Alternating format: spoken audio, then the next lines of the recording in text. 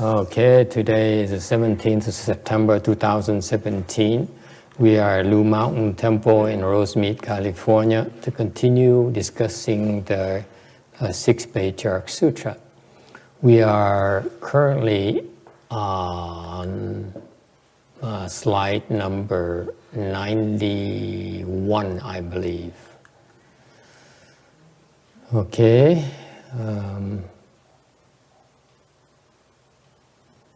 Okay, so we're going back to slide number 90, trở lại tấm 90. Okay, we talked about last week about the fact that when you perfect your mind, tuần trước mình nói là khi mà cái tâm quý vị nó được hoàn vẹn. What is perfected mind?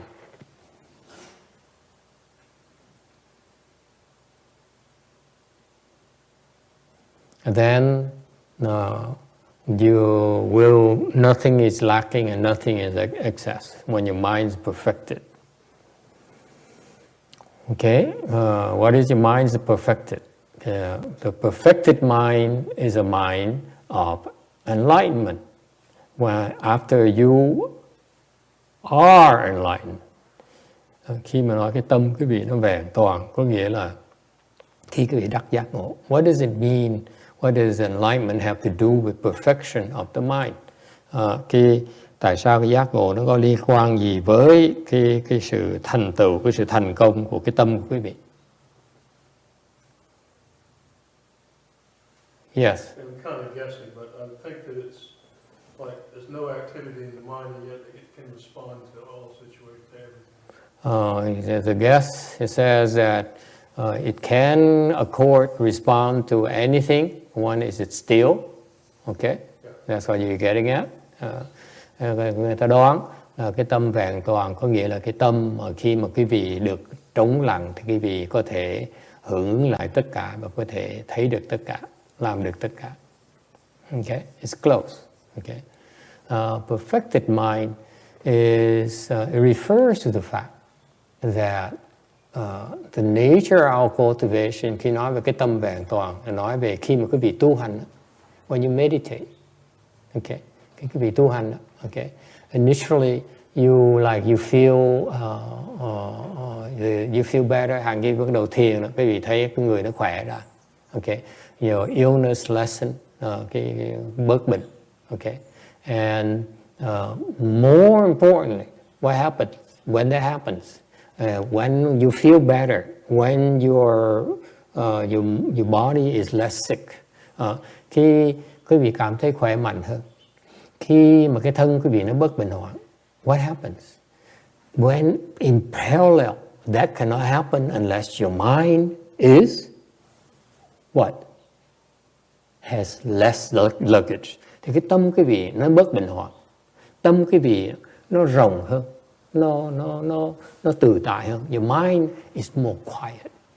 Because the reason that your mind, you have so many thoughts in your mind is because your mind you have too much baggage. Okay? Cái lý do mà cái tâm quý vị nó cứ nhảy tưng, cái tâm quý vị nó chuyên môn suy nghĩ liên miên là tại vì quý vị có nhiều cái tham muốn quá. Có nhiều chấp trước quá, you have too many attachments. Quý vị nhiều cái sự chấp trước quá. Okay? So when you cultivate, the nature of cultivation, khi quý vị tu hành, cái chuyện rất là tự động. Khi tu hành tự động, cái tâm mình nó xả bớt những cái chấp trước. You reduce your attachments naturally as you meditate. Khi mà quý vị tu hành thì quý vị tự động là quý vị sẽ bớt những chấp trước. Thank you very much. Okay, what does it mean? When you lessen your attachments, immediately your body is less sick. Your mind is less sick. Khi mà quý vị mà bớt những chấp trước thì tự động cái cơ thể quý vị nó sẽ bớt bệnh. Và cái tâm quý vị nó bớt bệnh hoạn, bớt bị tâm bệnh luôn. Không phải thân bệnh không mà tâm bệnh cũng bớt luôn nữa.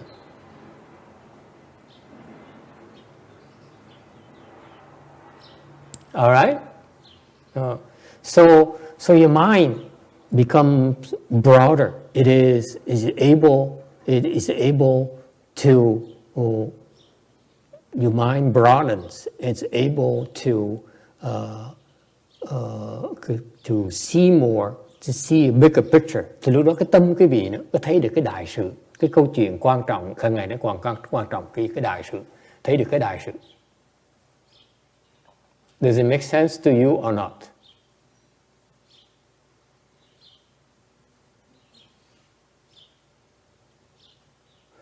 When you have fewer attachments, okay, you are less sick mentally as well as physically. Thầy nhắc lại, khi quý vị mà tâm quý vị mà có thể xả bỏ những cái chấp trước á, thì cái thân quý vị nó khỏe mạnh hơn và cái tâm quý vị nó lành mạnh hơn.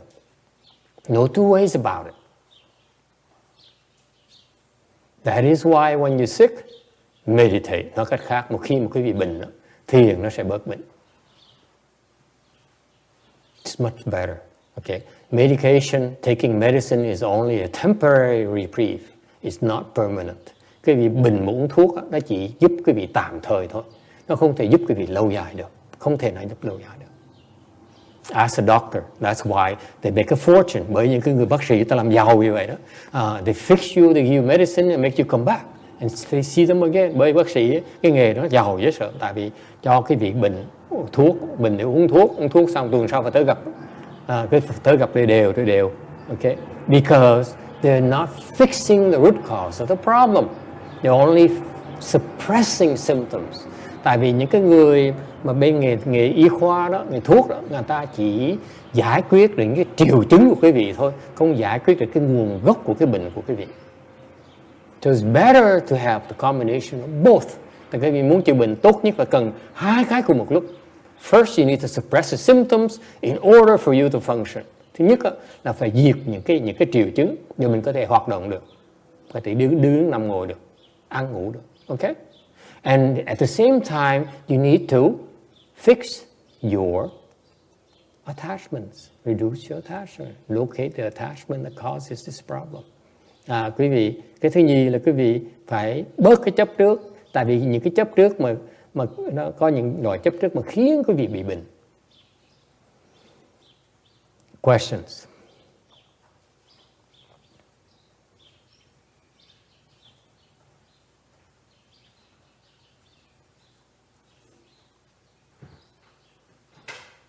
Okay, and that is why if you want to heal people, for you to go through, let's say, what happened? Oh, see right here. To use a needle to hurt someone, make them inflict pain upon people, which I'm told that she likes to do.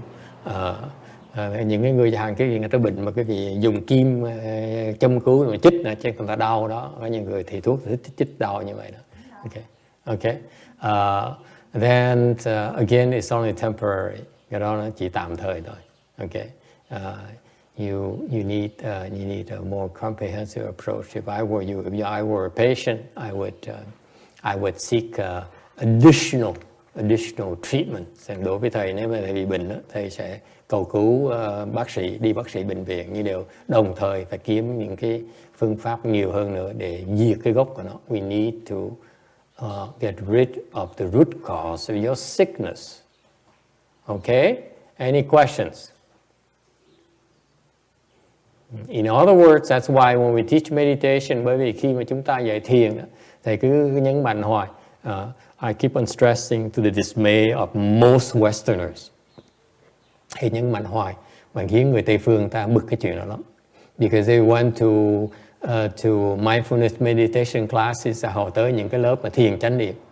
Where they say, when I started 20 years ago, it was real popular that you meditate and you smile or something like that. Or you lie down and you meditate. Hồi đó rất là thịnh hành là quý vị vừa thiền vừa mỉm cười. Hoặc là nằm xuống mà vừa nằm vừa thiền, vừa ca hát mà thiền. Or you listen to music and meditate. You know, all those things are emphasize pleasure from meditation. Những cái phương pháp thiền bây giờ rất thịnh hành là quý vị, người ta nhấn mạnh quý vị thiền có những phương pháp thiền để khiến quý vị cảm hứng, cảm thấy thoải mái, sung sướng. Whereas the traditional chant meditation technique is a lot more demanding, it's a lot more rigorous. Ngược lại, cái thiền chánh tông thì nó không có chú trọng chuyện đó. That's to us, we consider it to be lesser meditation techniques, sometimes deviant techniques, because they get you in trouble eventually. Chúng tôi coi những phương pháp đó là phương pháp ngoại đạo, những phương pháp mà nó không phải chánh tông. Tại vì có người tu sĩ mà dạy những pháp như vậy, cuối cùng nó khiến học trò của họ sẽ bị kẹt, sẽ bị đại nạn. Okay? It's a dead end. Cái đó là những cái đường bế tắc. Okay? And if you meditate, when I use meditation, I mean cultivation. Khi thầy nói về cái thiền, là cái ý nghĩa của thiền là tu hành đó. Khi cái vị tu hành đó, you cultivate, you practice, and you practice seeking pleasure, seeking enjoyment out of it. Thành cái vị tu hành, thiền hoặc tu hành, mà quý vị mong cầu cái sự thoải mái, sự sung sướng đó. It's a dead end. Cái vị đi lạc đường này. You're going off the wrong tracks. Okay, it's bad news. Okay, cái vị phí thời giờ, cái vị you are wasting your time, really. Okay. On the other hand, if you don't mind the hard work, ngược lại, nếu như quý vị mà chịu khó, tinh tấn, không có sợ cái khổ sở, không sợ cái khó khăn, then you'll be able to detach and heal yourself and perfect your mind. Thì lúc đó quý vị có thể xả bỏ những cái chấp trước của mình, và quý vị có thể thành tựu được cái tâm quý vị, là khiến cái tâm quý vị nó vẹn toàn. So the perfection in your mind is the undoing of all attachments. Nói cách khác, thì cái tâm quý vị nó vẹn toàn khi nào quý vị xả bỏ được hết tất cả những cái chấp trước của mình.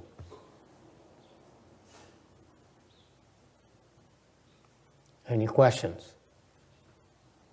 When your mind, and another aspect of looking at the perfected mind, một cái khía cạnh khác, cách nhìn khác mà quý vị nói về cái tâm vẹn toàn, tâm nghĩa là sao?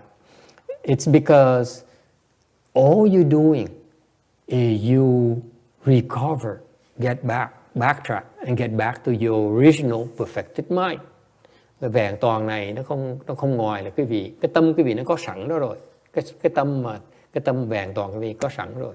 Mà quý vị không biết dùng nó, thì cái việc tu hành là khiến quý vị học cái cách mà sử dụng nó bằng cách xả những chấp trước. And you learn to activate it, you learn to utilize it by undoing your attachment. It's your attachments that prevent you from fulfilling your highest potential. Vì những cái chấp trước quý vị, thành ra cái bản năng của quý vị, cái bổn năng sẵn có của quý vị, nó không có thể hiện ra được. Quý vị không thể dùng nó được. You don't know how to use it because of your attachments. Okay? Any questions? And when you undo all your attachment, when you go back to your original inherent enlightened mind, và khi quý vị xả những cái chấp trước quý vị, và quý vị trở về lại cái bản năng của mình, cái trí huệ mà chân chính quý vị đã sẵn có rồi, then at that point in time you are depleted everything. Quý vị có sẵn đầy đủ hết, không thiếu cái gì mà không thừa cái gì. Nothing is in excess, nothing is lacking. That's why. Yes, sir. Could this be described as awareness without dwelling? That'd be a way of describing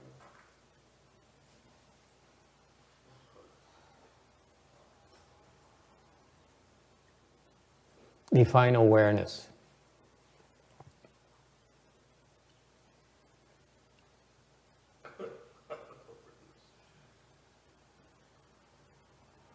Or is it just being able to perceive?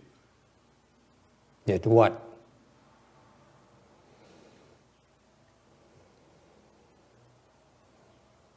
English is very, very imprecise.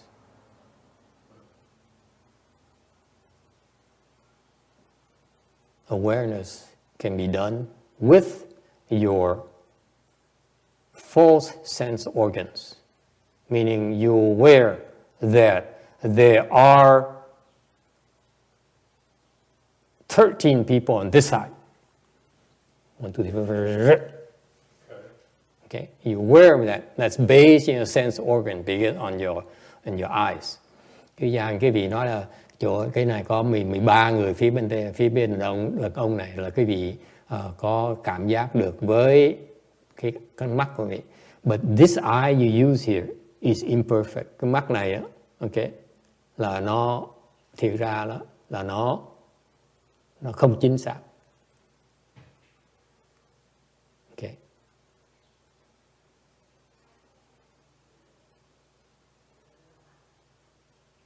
And when you use this, okay, you tend to be attached. Bởi vì nhìn cái mắt này, cái vị thường bị chấp trước. It's very hard to explain to you. Okay, it's not something you want to understand. First of all, thứ nhất thầy nhắc lại cái vị, thầy nói cái vị chơi vậy thôi chứ cái vị không thể hiểu được. What I talk to you, what I describe this state here is not meant for you to understand. Khi thầy nói những cái chuyện này là không phải để cái vị hiểu được. It's not you cannot possibly understand it. Cái vị không thể nào hiểu được cái đó. I'm only merely describing something called perfected mind. Thầy thì giảng nghĩa là một cái tâm nó vẹn toàn, cái tâm nó giác ngộ. The enlightened mind is the original mind, là cái tâm quý vị vốn có. That's all you need to know. You try to add more salt and pepper and a little bit, a little bit of MSG. It's not quite the same anymore. Quý vị thêm mắm thêm muối thì nó không thể nào giống như lúc trước nữa. Okay, it cannot be described. Nó không thể nào mô tả được. Okay, it's much better. That's why in Buddhism, bởi vì trong Phật pháp mình, we show you how to perfect it. Chúng tôi chỉ cái phương pháp để quý vị làm được, chứ không phải để mà biết. It's not about you knowing or understanding. It's about doing. Is it clear? You keep on trying. People keep on, my students keep on asking me, I need to understand, why do you tell me to do this? Học trò thầy chưa muốn làm như vậy. Nó nói là tại sao thầy sai con làm chuyện này, bắt con làm chuyện kia. You need to explain it to me before I do it. Thầy phải giảng nghĩa, có lý con mới làm, không có lý con mới làm. Không có làm đâu. If it doesn't make sense, I will not do it.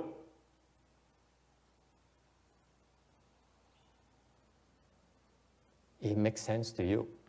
It makes sense to your false mind. You are in trouble. Có những cái mà cái tâm quý vị nó không thể hiểu được. Mà đòi hiểu là chết.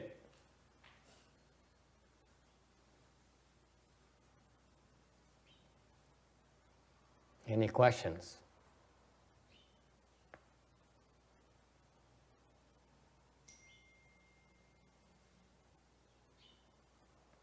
All right.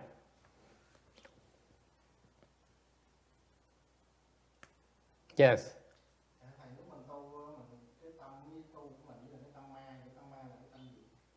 So what is the mind? The question is, tâm tu với tâm ma nó khác nhau chỗ nào? The question is the mind that you are cultivating, the perfected mind, right?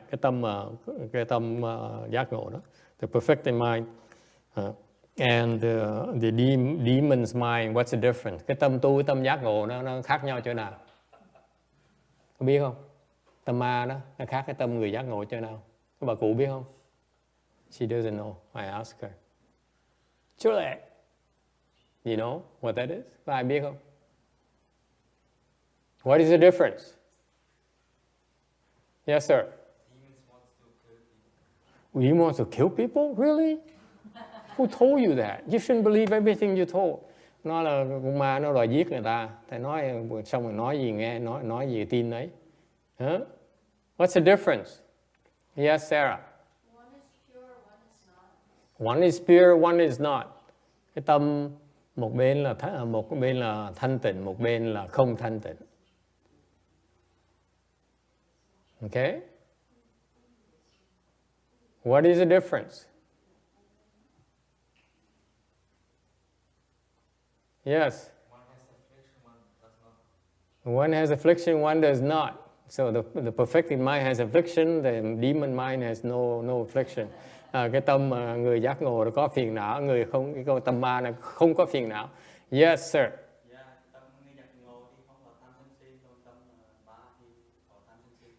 He says, if you enlighten, you have no more greed, anger, and stupidity, whereas the demonic mind is the full anger, greed, stupidity.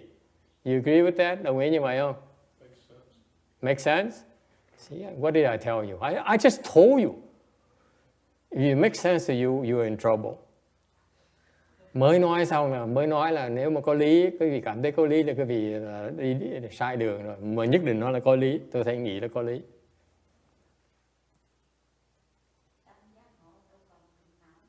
She says, the old one keeps insisting the enlightened mind has absolutely no afflictions. Huh? Cô có chắc gì không? Are you sure? Well, the demon has an enlightened mind and they're the same. Okay, let me put it this way. Let me ask you, okay? Does anyone not believe the Master Shen Hoa is enlightened? Có ai không tin là Ngài Tịnh Hoa, ân sư của Thầy là giác ngộ? Không tin là ông giác ngộ rồi.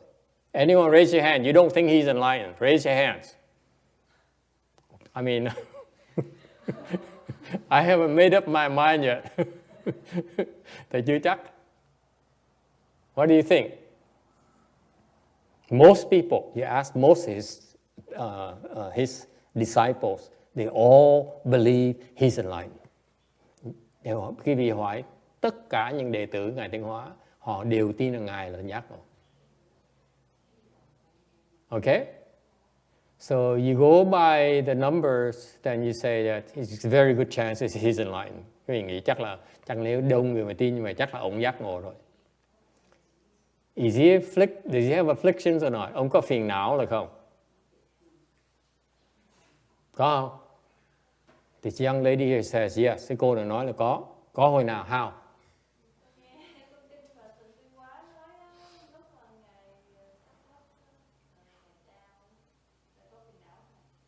Đau đâu có phiền não. Đau là đau thôi, đâu có phiền não. She says before he passed away, he was in great pain. I say, being in pain doesn't mean you have afflictions. Okay? It hurts, but you're not afflicted. Okay? It hurts, but you're not afflicted. He didn't have afflictions. Okay? Are you sure? He said he didn't. But he's screaming, he's crying. Ông này, người nói là ông này không có phiền não. Không phiền não, tại sao ông khóc? Tại sao ông cười? Why did he laugh? Why did he cry? He's known to cry. Ông đã khóc rồi. Right? One of his princesses left him and go to an externalist. Có một cái công chúa của thầy, một cái sư cô của ông, bỏ ông đi qua ông thầy Sai Baba, người Ấn Độ, để học thần thông, tại ông dạy thần thông. Because he refused to teach her how to have spiritual powers, more spiritual powers. So he cried. He said, "Oh my God, my princess left me." Ông khóc rống luôn đó. Trời ơi, công chúa của tôi bỏ tôi đi rồi. And he so attached her. He said, "If she ever wants to come back, I will welcome her back." Ông còn năn nỉ nó mà chị nào con muốn trở về, thầy sẵn sàng nhận con lại. He must be desperate. He's clearly very attached to her. Rõ ràng ông này rất là chấp cái cô này. And she never came back, by the way. Broke his heart. Mà cô không bao giờ trở lại hết. Now she's doing stupid things you ask me. Looking at, predicting the stars, which monks never do. Nhìn hiện tượng thanh văn này nọ. Làm chuyện tập bậy. Người xuất gia không có làm những cái chuyện như vậy.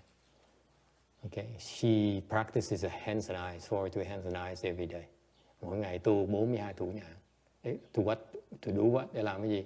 Để nhìn thiên văn mà bói toán, so that she can see the stars and make predictions. And you wonder why he's so attached to her. Mình thầy thắc mắc là tại sao ông chấp trước cái cô đó làm cái gì đó. Is she worth it? You ask me? I don't know. I don't understand.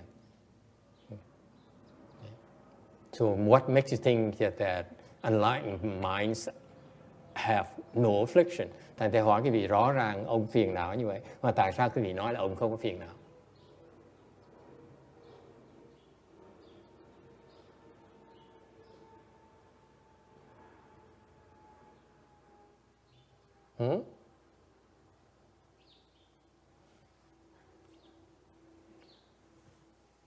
Any questions? Yes.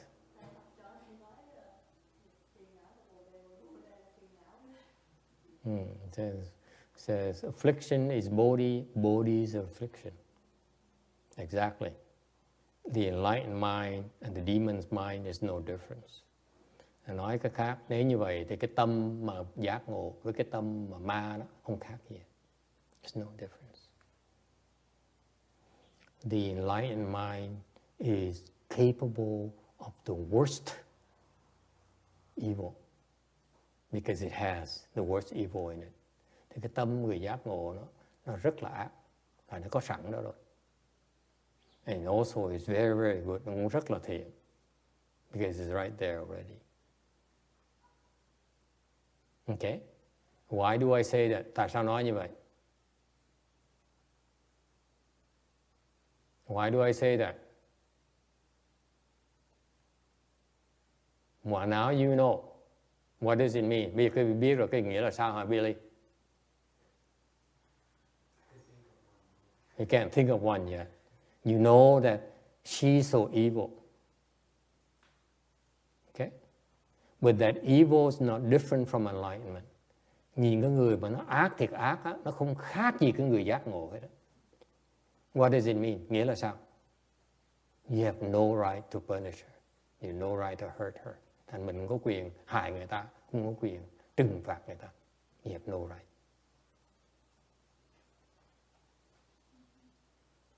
Okay? Absolutely not. Hoàn toàn có quyền. It makes no sense for you to punish someone because they're evil. Mình không có quyền người ta ác đến đâu, mình không có quyền trừng phạt người ta. Không có quyền. Absolutely not. Because that evil is the same as a light. Nó không khác gì. Cái mà nó ác, nó đại ác, nó không khác gì cái đại giác ngộ ấy. No different.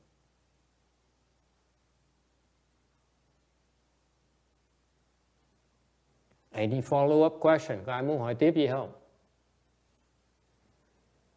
Yes, sir. So what makes someone take this path versus that path? What makes someone go off course and someone stay in the right course? Tại sao người đi đúng đường, người đi lạc đường?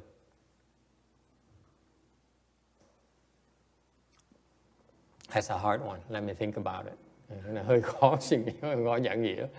Next one. Let's have a hope for an easier question. Can you pray for the evil one? For your evil wife? Yeah, whatever she does, can we pray for that? If she's evil or How do you pray? What kind of prayer do you have in mind? try to probably get So that she gets what she deserves? the evil minds off her. That's another hard one. Forget it. Nói bây giờ mình nghĩ câu nguyện cho bà tiến bộ, trở thành không ác, thế cái này khó làm. When the evil, forget it. You know, it's hopeless. Khi mà đi chọn đường ác rồi mình bỏ. We just reject them. It's safer. Nó đỡ tốn thì giờ. Cái mấy người ác nó mệt lắm. You deal with the evil ones. It's too much hassle and no one. Mấy người ác quá đó, nó phiền phức lắm mà không ai biết mình phiền phức cái chừng nào. No one knows how much trouble it is for us to deal with evil ones. Okay, so it's not worth it. Những người mà ác quá thôi mình làm lơ đi, chứ còn mình làm chả có lời gì hết. Okay, so where are we? I'm confused just like you are. Thầy cũng không biết như cái gì luôn.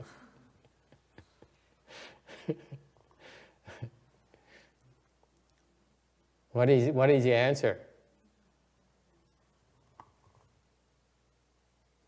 Hồng. Trả lời là sao?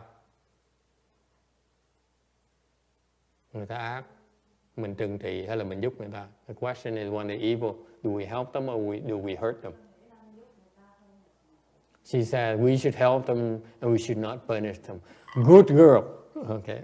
You will become enlightened very quickly. Cái người như vậy, tâm như vậy, giác ngộ lẹ lắm. Anyone else? Anyone go for punishment? Có ai muốn trừng trị?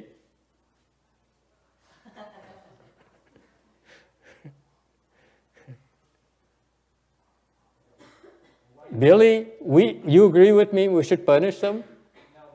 You what? Then why did you raise your hand? No, I have a question, man. What if that evil keep attacking you all the time? That's why we punish them so that they don't attack us. Mình trừng trị cho người ta để nó không phá mình được. What to do? Huh? Hey, Ian, what happened when you have such an evil student? Huh? What do you do? You don't know. You send them to your teacher that you hate the most. You say, hey boy, that class is perfect for you.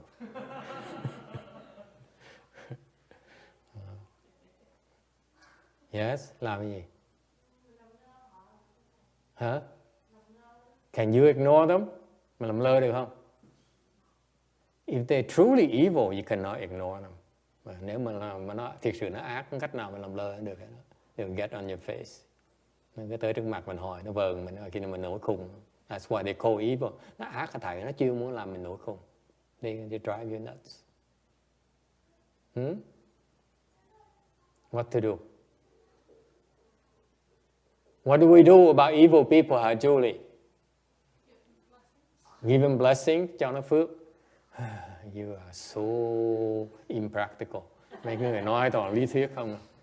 Huh? What do people do to evil people? Huh? Huh? They fight them, right? I mean, in Asia we have this tradition of fighting evil to help the helpless.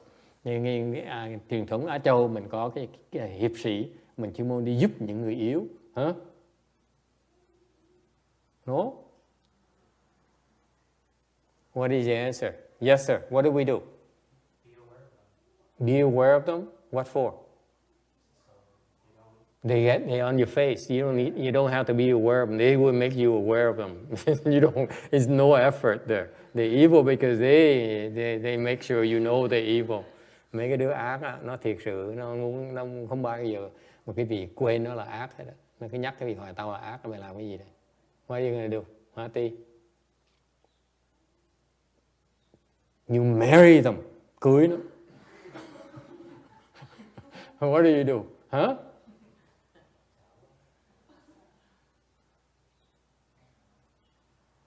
Yeah. She says she prefers to be more evil than the other people.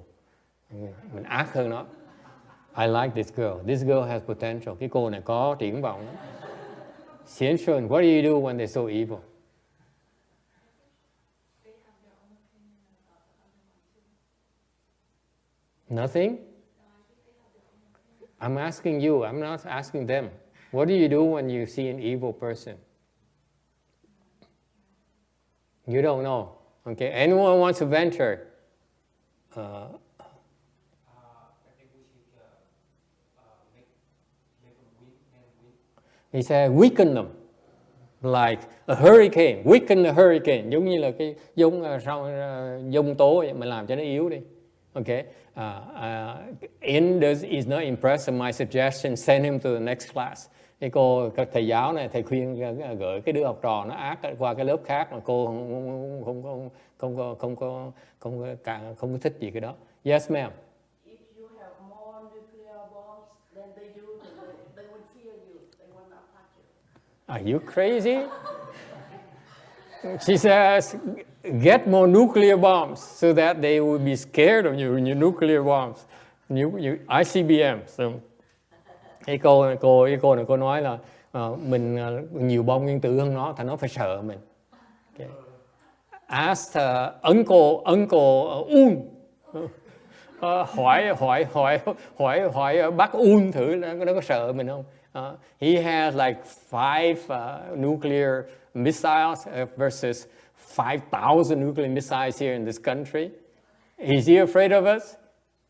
Uncle Un is not even afraid of us. Cái ông kia có 5 cái hỏa tiễn mà bằng bom nguyên tử thôi. Mình ở đây mà có 5.000 cái bom nguyên tử nó còn chưa sợ mình nữa. How many more do you need before Uncle Un respects us? Chừng nào mình cần bao nhiêu bom nữa ông mới sợ mình. Yes sir. Cute, give him a cute baby face. There's something there. Let's work on that. Yes, ma'am. Recite mantras. Ask the Dalai Lama if it works. Hoặc là tụng thần chú, thì hỏi ngài Dalai Lama thì nó có hiệu quả là không? Okay. Anyone? Có ai có ý kiến gì không? Yes, sir. Kill them with kindness. Kill them with kindness. I like this guy. He's so violent, yet he appears to be so gentle. Thấy ông này nói là mình giết nó với cái lòng từ bi của mình. Nó ở cái ông này nó hung bạo với sợ mà bề ngoài rất là tử tế. So American. Người Mỹ vậy đó. The American is so nice and kind to you, and then they kill you. Người Mỹ đó vậy. Yes sir. Send them to Pure Land. Gửi về Tây Phương Cực Lạc. Now we're getting hot. Yes. Let them do things that you once did. Let them do the bad things that you once did to them. What? This guy is doing better. He's getting better. So are you saying we encourage them to do evil so they get punished by someone else? No, I mean that when you once did bad to them, let them do them back. Let them do it back to you. Why? The point is that you try to not let it happen to you, right? No, that you're off the wrong tracks, boy. Work on that. Yes. Just play by the evil rule, listen to them, and then mess up all his plan, and then he'll let us go. Evil. This Billy is so evil. He says, let's be more evil than him. Use his evil plans, use his evil ploys, use his evilness. Be just as evil as him, so that with the purpose of getting him in trouble. That is evil. No wonder he's single, bởi cái ông này độc thân là đúng. The woman can sniff it in him and they would never go near you, my friend. Người đàn bà ta nhạy lắm em ơi, mà nó ngửi được cái mùi mà cái ác của con như vậy nó chạy dài, không ai dám tới gần là con này. Yes, Joseph. What? Lecture them? Did you say lecture or electrocute them? Lecture them. Yeah, I send them to Master in a while. Okay. Anyone? Oh my God, you break my heart. Wait, Master Xian has a bright idea. Thì hiện giới có cứu bồ. Oh, how clever. Ông nói là mình biết ơn nó. Yeah. Anyone? Ai có ý kiến gì không? Come on, I mean, you're breaking my heart. I've been teaching Dharma to you for all these years. Tôi dạy cái vị đã dạy Hoàng Pháp đã 12 năm rồi. I've been teaching the Buddha Dharma for 12 years, sir. And yet, none of my students can answer the most fundamental question. What do you do to evil people? Thầy dạy cái vị họ dạy Pháp đã Hoàng Pháp 12 năm trời. Thầy hỏi cái vị một câu rất là căn bản. Okay? Là những người ác nhân đó, mình làm gì với họ bây giờ? Yes. You don't do anything. Không làm gì hết. Send them to jail. Send them to what? Iraq? Jail. To jail. Gửi đi ngục. You have potential to be a president.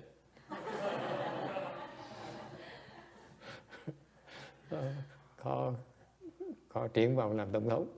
Anyone else? At least an official. Yes.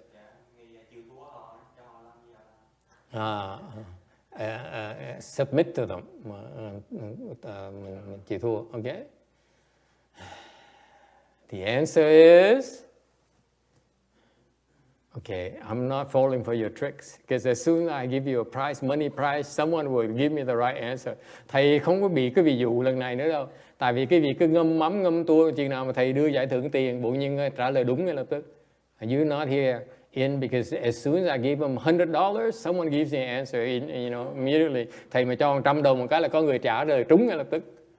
So I'm not following with your trick. You so evil, you người Việt không nhận ác vậy sao? Tôi thua. I mean, that's why I've been losing. I owe people like $800 something. Thầy nợ $800. I mean, I've been losing all these years. Yes. Ignore them. Boy, he's evil too. Yes. Yeah, beat them up and then teach them. Đánh xong dạy. What do you do, hả Xiên Xuân? What do you do to evil people? Have you thought about it? What do you do? None of your damn business.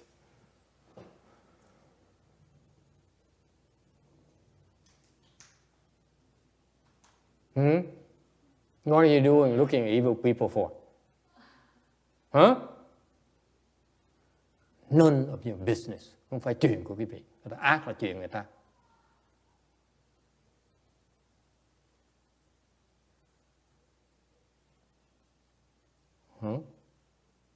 Sao?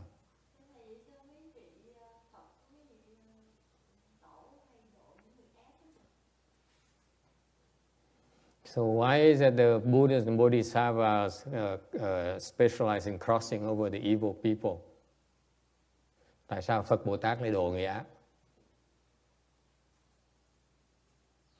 Because, tại vì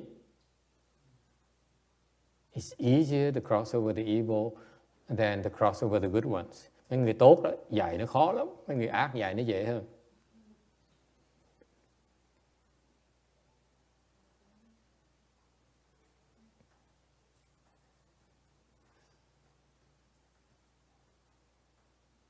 You think I'm joking? The good ones, they're so happy, they have everything. What are you doing? What are you doing? What are you doing here? Get out of here. Okay? Bowing to the Buddhas. Okay? Reciting Buddha's name. Future? Why I need to worry about the future? I'm happy right now.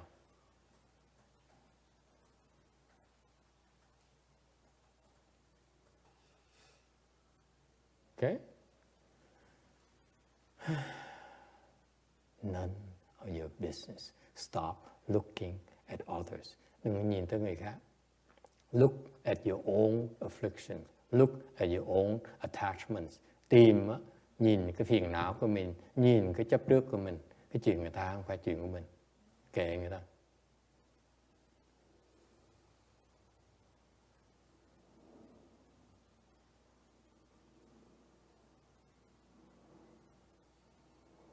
Is that clear? Nghe cái hiểu không? That's how you perfect your mind. Như vậy, quý vị mới vẹn toàn cái tâm của quý vị.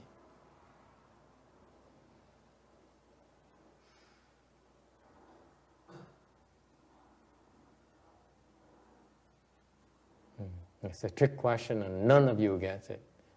Rõ ràng cái vị chấp trước dễ sợ lắm. Chấp trước ác.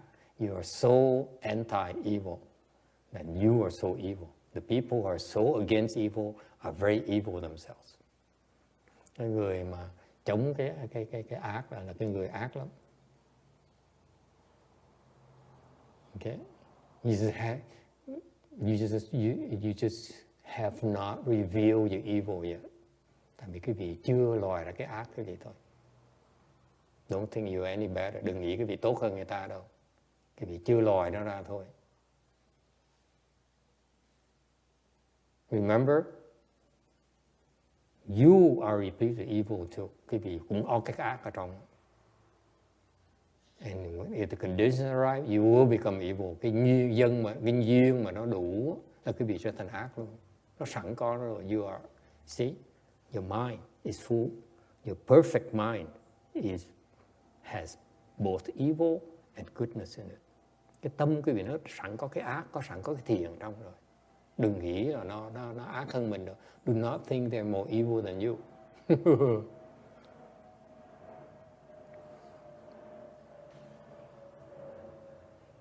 Đừng nghĩ nó ác hơn mình. Nó không ác hơn quý vị. They cannot be more evil than you. Okay, Billy? So much to learn. This is a long term project. Cái này phải làm việc lâu, còn nhiều năm nữa. Okay? All right.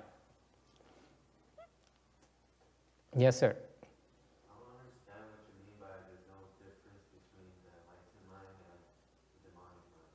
There's no difference in the enlightened mind and the demonic mind. He doesn't understand it. Không có, tại sao thầy nói, ông này ông nói, ông không hiểu được tại sao không có sự khác biệt giữa cái tâm người giác ngộ với tâm người ác.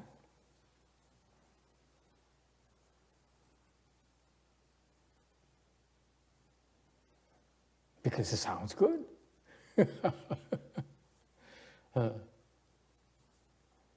Why is there any difference? Tại sao? Why is there no difference? Tại sao không có sự khác biệt?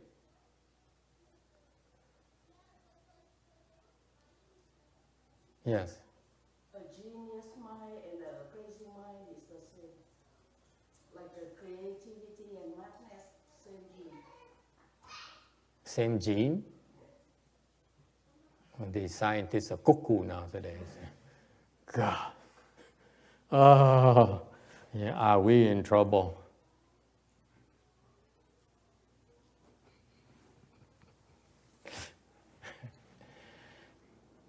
Why are you one and the same? Because they're one and the same. Tại nó cùng là một hết.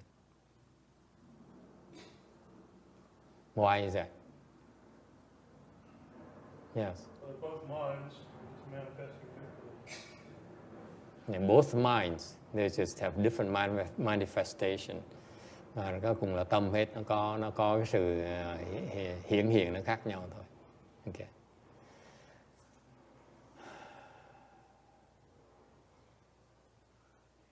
When you become enlightened, khi quý vị đắc giác ngộ, you see that everyone is of the same substance. Lúc đó quý vị thấy tất cả cùng một thể.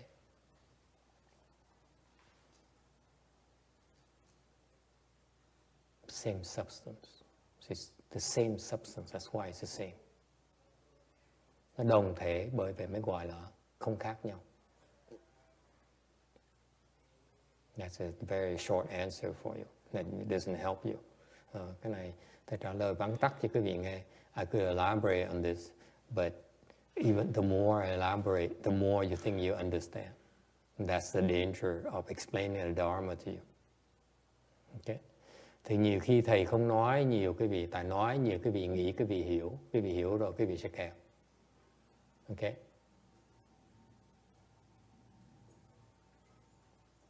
That's a problem. There's a difference between teaching the Dharma versus teaching the worldly topics.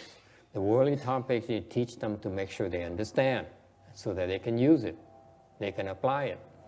In Buddhism, the problem we have is that we de-emphasize understanding because understanding makes you stuck. Thì cái Phật giáo mình nó khác người thế gian Pháp. Thế gian Pháp là quý vị dạy người ta dạy lý học, vật lý, hóa học để người ta biết, ta xài. Cái biết đó giúp cho họ. Còn Phật giáo mình là dạy người ta để người ta biết cách làm chứ không phải biết. Biết cách gì? Biết cách tới đó. Chứ không phải biết.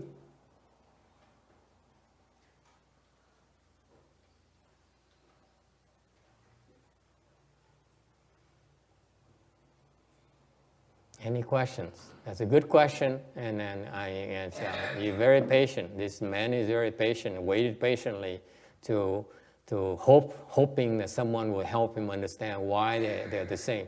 Ông này rất là có triển vọng lắm, rất là kiên nhẫn, ngồi nghe cả hàng nửa tiếng đồng hồ, an hour actually, để coi thử có ai hỏi câu hỏi đó không. Mà không ai hỏi, ông phải hỏi là tại sao thầy nói là cái ác với cái tâm giác ngộ nó cũng là một thôi. Okay, người này cái người khác. Okay, that's very good.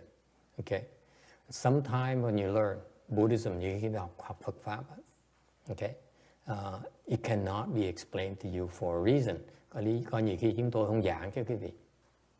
Okay, because for two reasons, có hai cái lý do, two reasons. If I explain it to you, okay, the more I explain, the more you have questions. Càng giảng, cái việc càng có nhiều câu hỏi thêm nữa. It takes forever. It's endless. Nó vô tận, nói không hết. Okay, that's why we don't explain it to you. It's not possible to explain it to you. Nói cách khác là giảng cái gì không được. It's better, okay, for you, much more important for you to know the principles and learn how to realize it yourself. Cái Phật pháp mình khác các thế gian pháp ở chỗ là biết cho quý vị biết cái pháp là cái gì, xong dạy cái cách để mà thành tựu cái pháp để tới đó được. Is that clear? It's a huge difference between worldly dharmas versus Buddha dharma. Bởi cái thế gian pháp nó khác Phật pháp, nó một trời một vực vì vậy nữa. In Buddhism, the more you understand, the more you know, the harder it is for you to make progress, to get there. Cái Phật pháp mình nó kẹt dễ sợ lắm, nó khác cái thế gian pháp chỗ này.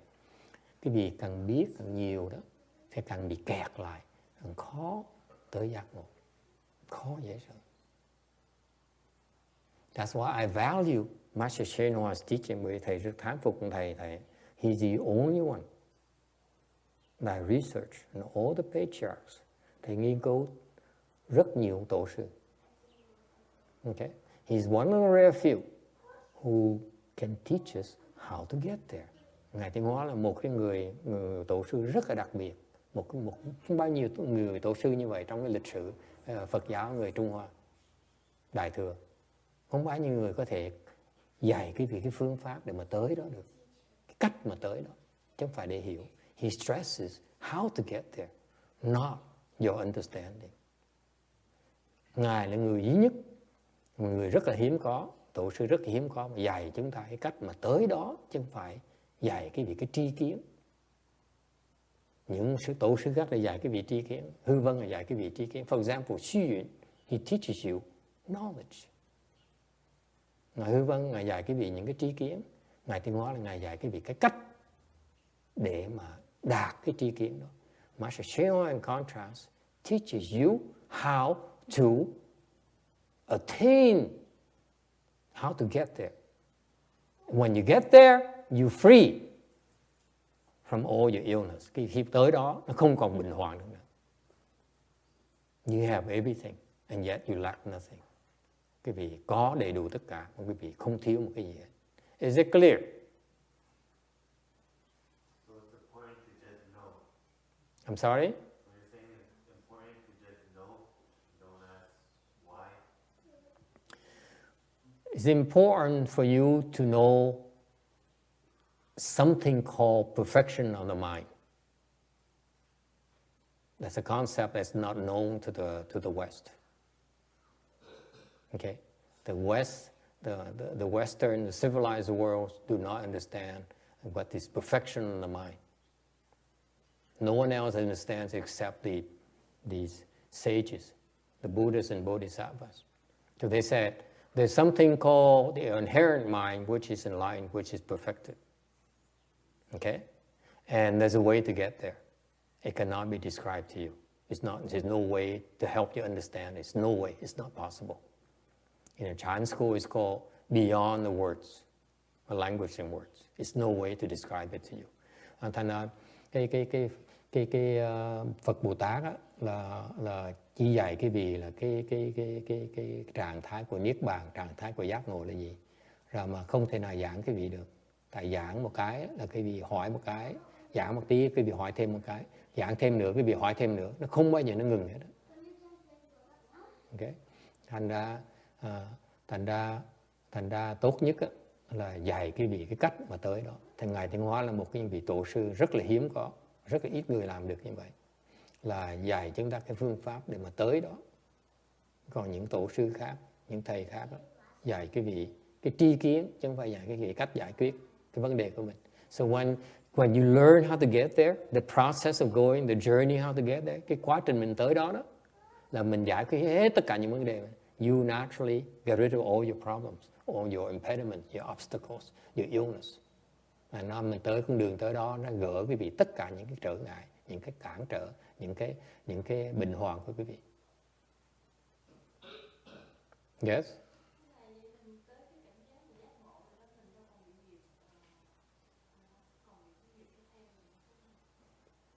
Nó theo chứ, vẫn theo như thường. Nó theo để mình hóa độ nó, chứ không phải mình theo để mình bị phiền não nữa. Nó theo mình nhưng bị không phiền não. Còn khi mà con chưa giác ngộ, cái nghiệp nó tới đó, mình phiền não dễ sợ lắm. Còn người giác ngộ phiền nghiệp nó tới là dùng cái cơ hội đó để mà dạy cho nó, để cứu tụi nó, chứ không phải chạy nữa. Còn mình trước khi mình tới đó, mình nghiệp nó tới, mình sợ, mình chạy trước đó. Mình khóc lóc, mình than lan.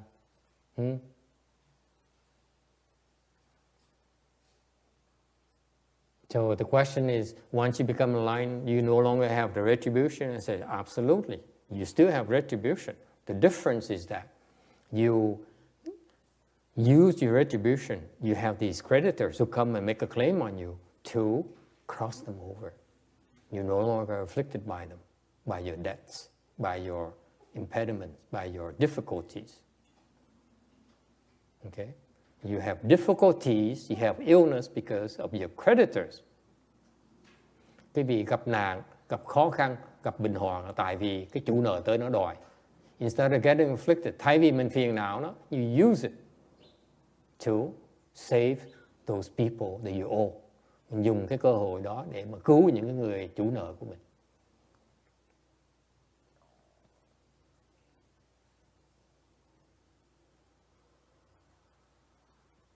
Okay, yes.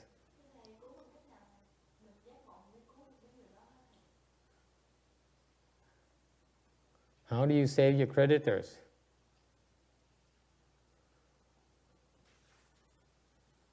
Well, nó sẽ cứu chủ nợ mình bây giờ.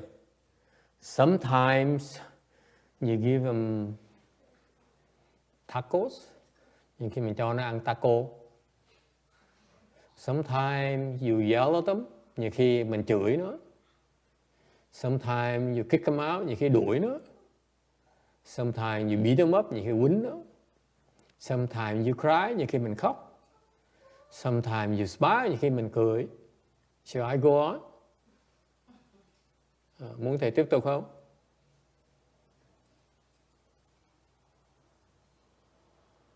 Sometimes you kill them. Nhiều khi giết nó. You believe it? Nghe tin không? Sometimes you cut their arms off. Nhiều khi chặt cái tay nó. Sometimes you give them a baby. Nhiều khi cho nó một đứa con.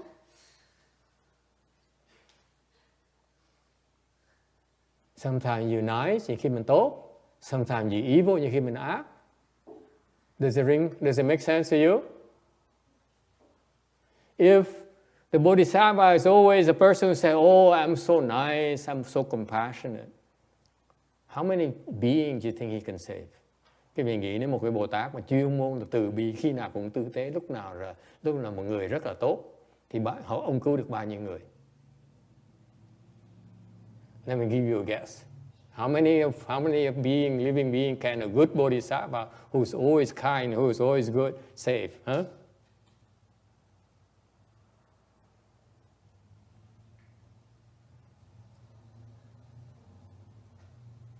What do you see? 3. Someone says, I raise my hand like this. Someone says, how many living beings can you see? Someone said, 3. Right.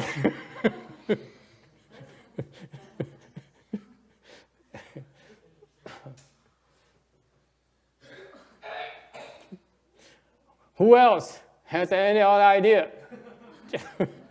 Có ý kiến gì khác không? 30. 30 người sao mà 3 người nữa? It's 3 and 0. See? 30, ba ngón tay với không còn 0. 30 người, that's maximum 30, that's all.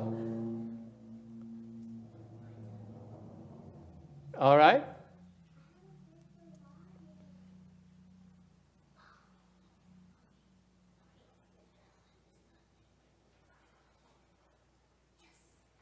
All right.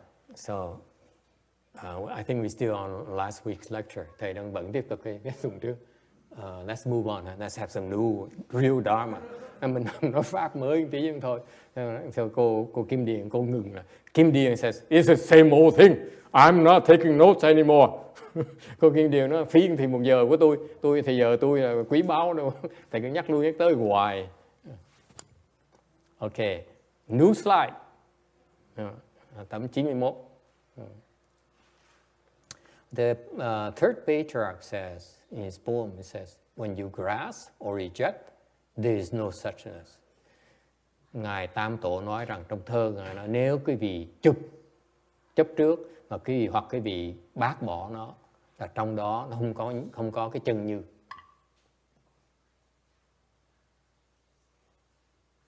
Okay? You don't reject evil. You don't grasp to goodness. Quý vị đừng có chấp vào cái tốt, cũng đừng có bác bỏ cái ác. Tại nếu quý vị bác bỏ cái ác, chấp cái tốt đó, quý vị không thể nào giác ngộ được. In other words, if you attach to goodness and you definitely reject evil, you will never become enlightened. Never.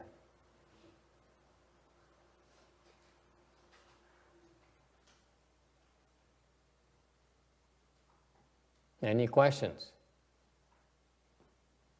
See, aren't you glad we spent an hour preparing for you to come to this conclusion? Mà nói 1 tiếng đồng hồ vừa qua để dẫn tới cái câu này. Okay, you don't reject, you don't grasp. Đừng có chụp, đừng có bỏ. Okay? So what do you do again when you see an evil person? Thành khi gặp một người ác làm sao?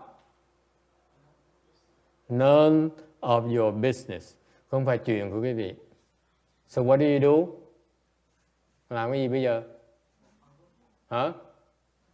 What do you do then? It's none of your business. So what do you do? Hả, Xiển Xuân? What do you do? If someone makes a mistake, người ta làm cái lỗi lầm, you mind your own business, text says. And what does it mean minding your own business, Xiển Trệ? Người ta ác, mình chỉ lo chuyện mình thôi. Thì hòa thì hiện giới, lo chuyện mình là gì? What do you do, sir?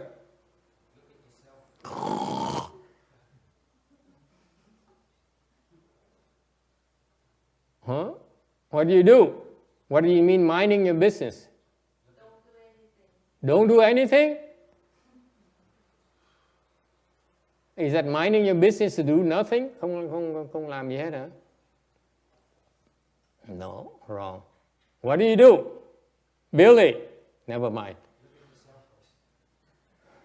No. Anyone, what do you do? Học trò của thầy. Nói gì? Nói to đi. Hả? He says when he gets so afflicted, he walks away.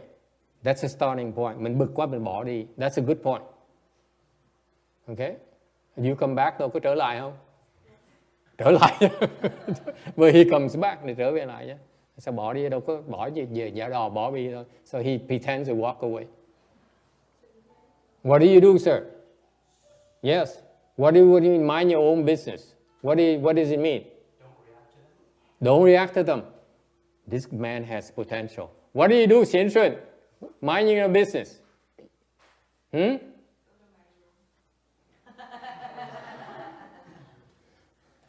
This is an anti-social person. She says, go to my room. Nói là mình lo cái chuyện mình, hỏi là lo chuyện mình làm sao? Nói là con trở về phòng của con.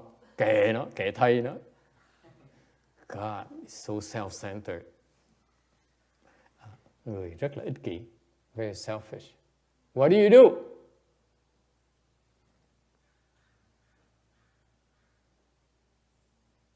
What? Làm gì bây giờ? You think we teach you all these things just that you know, oh my God, today I have 2 hours, it's just wonderful Mahayana lectures. That's it?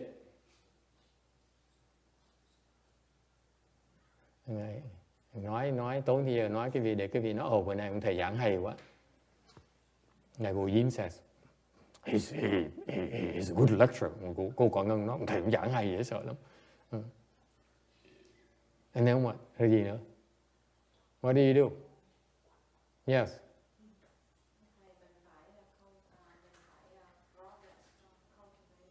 Progress and cultivation, phải tiến bộ. Yes, sir.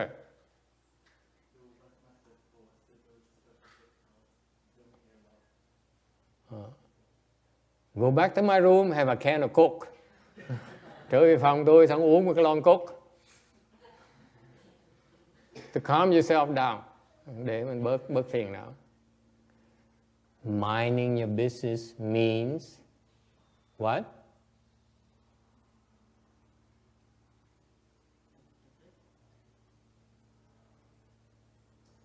What? What? What? Minding your business means that mind your, what is your business? Your afflictions. Get rid of your afflictions.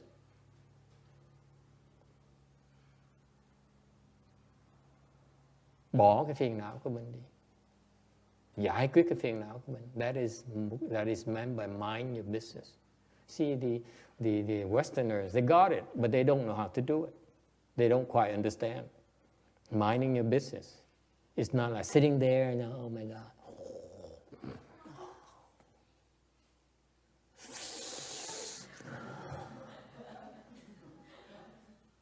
Người Tây Phương người ta nói là mình lo cái chuyện của mình là về gì? Uống cái ly, một cái xì đế. Xong rồi hút xì ke.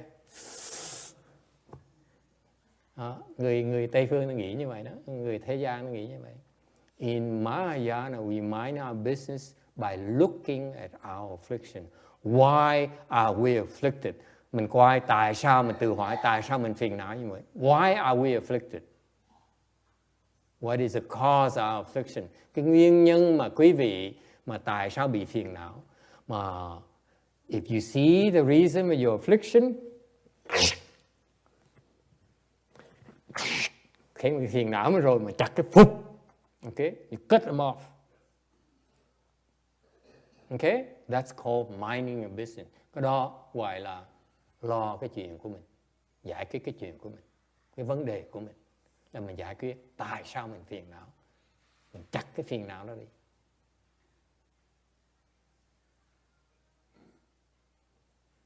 Agree or disagree? Đồng ý không đồng ý? And if you have flickered again, mà cái vị mà vẫn bị phiền não tiếp á, and you see the same cause, nó vẫn là cùng cái nguyên nhân như vậy, what do you do? You stop showering. Mình không có tắm.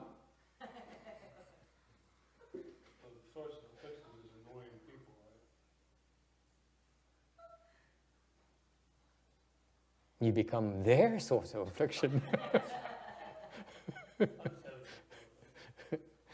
And that's what I mean by evil. Mình trở thành cái phiền não của người ta chứ đừng để người ta làm mình phiền não. Mình không tắm 1 năm luôn. Yes, ma'am. Yes, ma'am. Does it mean that we shouldn't discriminate and we shouldn't see evil as evil, isn't it? No. Stop looking outside. Look at why you're afflicted. The evil is their business. It's none of your business. What they do to each other is none of your business. What they do to you is none of your business.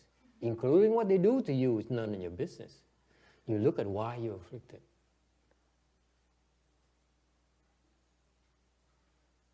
So if they beat me up, it's my fault. Yeah. You got it. You deserve it.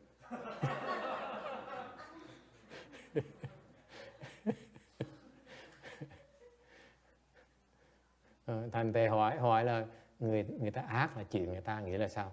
Nghĩa là người ta ác với nhau là không phải chuyện của mình, người ta ác với mình không phải chuyện của mình.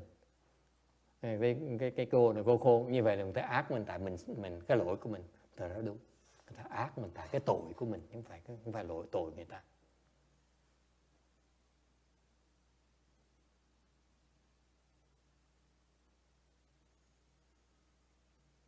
Does it help?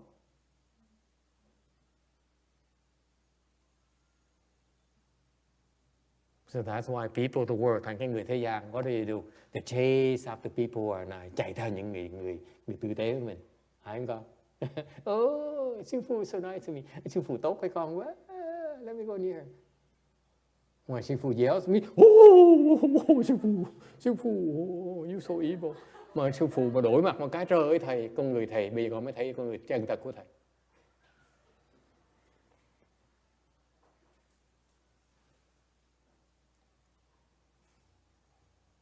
Okay. You have so many problems. Người em vấn đề em bầy nhầy dễ sợ lắm. Thích là thích vui thôi, còn mà thấy mà ác một cái là bỏ chạy. Okay. All right. Any other question? Ai thắc mắc gì khác không? We are not one with true success because of grasping, of rejecting that we are not one with true suchness is what the patriarch means. Bởi cái bài thơ này Tam Tổ nói là tại cái quý vị chuyên môn chấp chụp, quý vị chuyên môn là bác bỏ, thành quý vị không thể nào đắc giác ngộ được, không thể nào là hợp với chân như được. Questions? Ai thắc mắc gì không? Okay. Slide number 92, tấm 92. Mô chủ有缘 无助公忍. The English translation from the scholars: do not follow conditions, do not dwell in emptiness.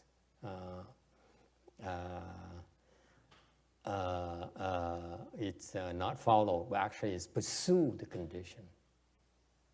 Okay, and do not dwell in the patience and emptiness, because they don't understand the run here. The Chinese run actually is phà run. Okay, cái họ dịch ra tiếng Anh trật là tại vì họ không hiểu cái pháp này. Cái không nhẫn này, cái bài thơ đó, cái nhẫn là cái pháp nhẫn. Okay, because when you cultivate, you will be able to develop the patience and non-production of dharma. Quý vị tu đó, mục tiêu quý vị muốn giải thoát là phải đắc được cái vô sanh pháp nhẫn. If you want to be liberated, you need to realize the patience and non-production of dharmas. Okay, whatever it is, you don't need to know. Quý vị không cần hiểu. You don't need to understand. You only need to know there's something called the patience and non-production dharmas. Quý vị không thể hiểu được cái vô sanh pháp nhẫn. Quý vị chỉ cần biết là cái mục tiêu mình là mình đạt được cái vô sanh pháp nhẫn. You only need to know that all the lectures, tất cả những cái pháp tôi đang nghe như lecture, the dharma you hear, những cái pháp quý vị nghe được. All the time you spend cultivating and meditating, bao nhiêu thời giờ quý vị bỏ ra để mà thiền. Okay, all the pain and legs, tất cả những cái đau đớn của cái chân của quý vị. Okay, it's to pave the way for you to realize the patience and non-production of dharma. Tất cả những cái đó nó dọn đường cho quý vị tới cái gọi là vô sanh pháp nhẫn. Questions? It is an incredible achievement. Cái đó là một cái thành tựu nó lớn lao không thể tưởng được. Is it doable? Làm được là không? Very doable. You all are capable of doing it. Làm được chứ. Ai làm cũng được hết đó. Okay. It's just You just don't realize you're capable of doing that. Tại vì quý vị không biết rằng quý vị có thể làm được thôi. And therefore, what do? You pursue fame and profit. Vì quý vị không biết rằng mình có thể làm được. Thành quý vị tham danh, tham lợi.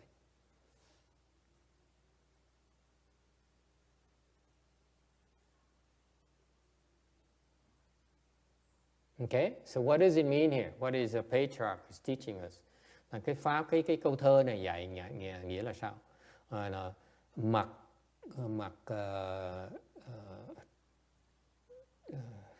trục, hữu duyên, vô trụ, cung nhận, không nhận. Nghĩa là sao? What does it mean in this?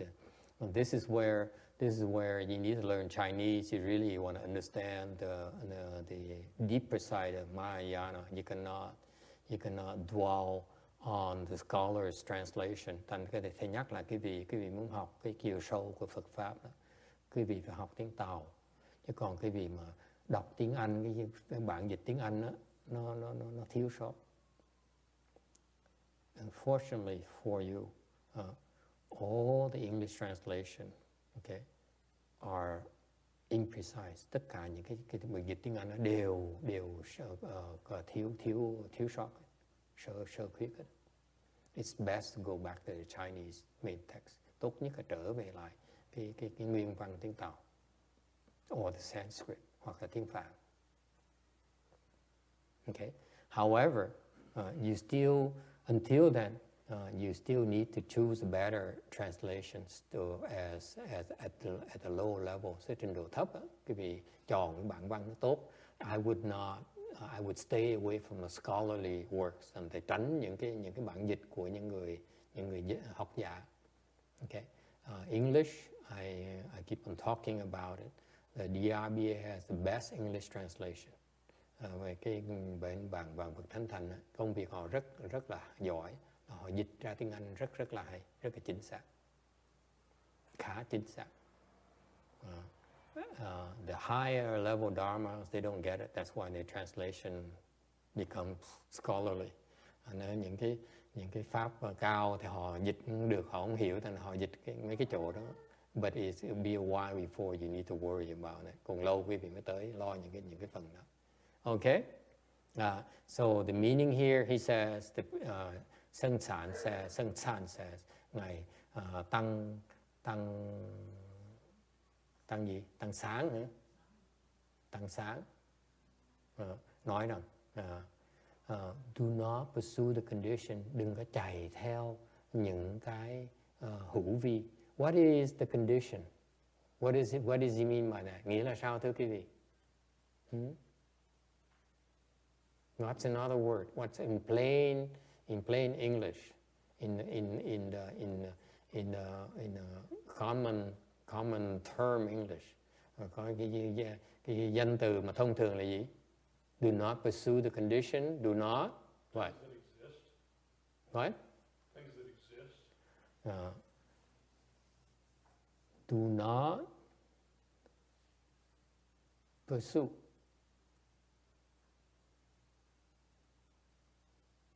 Đừng có đuổi, đừng có chạy theo cái gì hết đó. What does it mean do not pursue? Đừng có chạy theo gì? What do you pursue? Don't pursue student, đừng có chạy theo học trò. If they want to run away, let them. Okay? Don't pursue what? What else don't you are not supposed to pursue? Không chạy theo cái gì nữa? Don't pursue fame. Đừng chạy theo cái danh. Okay? Danh vọng. Why don't you pursue? What don't you pursue? Don't you want to? You should not pursue. Money. Đừng chạy theo tiền. Right? What else don't you pursue? Đừng chạy theo gì nữa? Food, sex, and sleep. Sex and sleep. Đừng có chạy theo tình dục. Đừng chạy theo ngủ. Don't pursue. Đừng chạy theo gì hết. Let them pursue you. Để nó chạy theo mình. You don't pursue, you let them pursue you.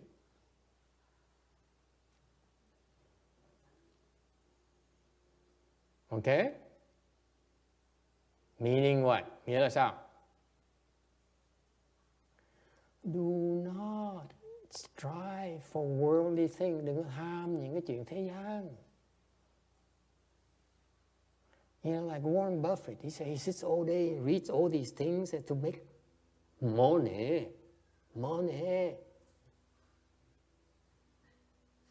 Những cái ông mà nổi tiếng mà mình phục về sao là ông Warren Buffett suốt ngày đọc sách. Okay? Đọc sách để làm cái gì? Để mà làm tiền. And then what to do with the money? Làm tiền xong làm cái gì? And give it away. Làm sao mà cho người ta? Explain that to me. At least I would drive a Ferrari. The guy only drives a Cadillac.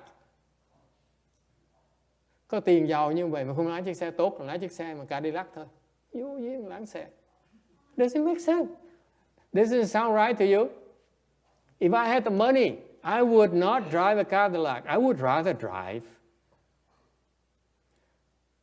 a nicer car. Đúng không? Right?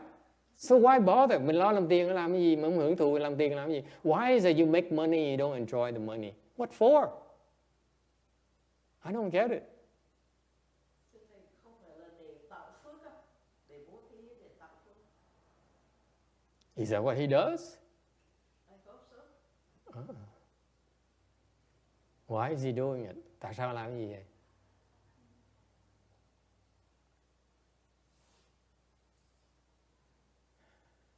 I don't know. I'm not him. I find it stupid. It's half-assed. Okay? If you make money, enjoy money. And then give some of it away. To me, it's reasonable. Yes? Mình bây giờ, cái đối với thầy nó có vô lý với sợ mình làm tiền. Xong mình cho nó hết để làm cái gì? Mình làm tiền phải hưởng thụ. Xong mình cho một phần. Okay? So when you make money, you enjoy a little bit of it, and then you give it away. I have no problem with that. But the guy doesn't even enjoy it. Does it make sense?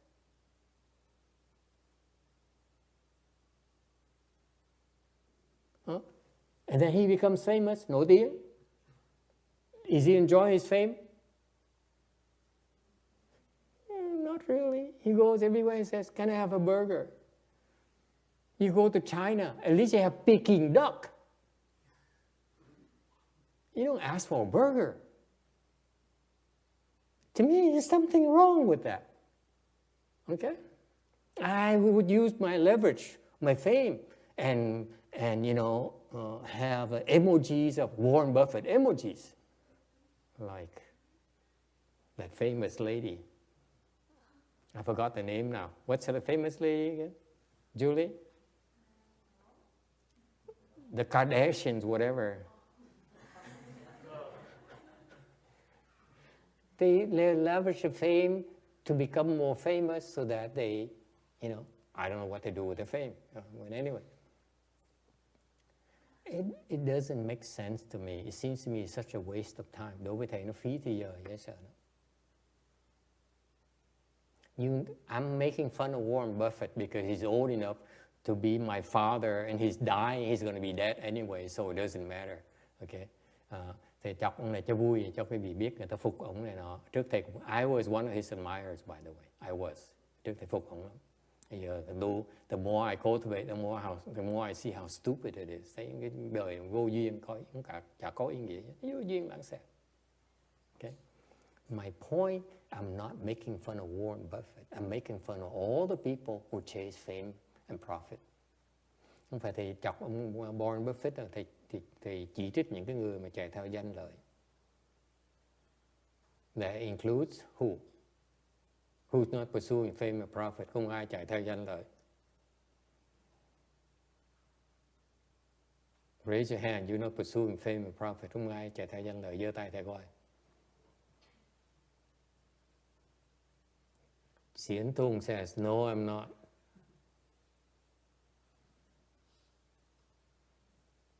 What are you doing here? Nothing? Not so loud.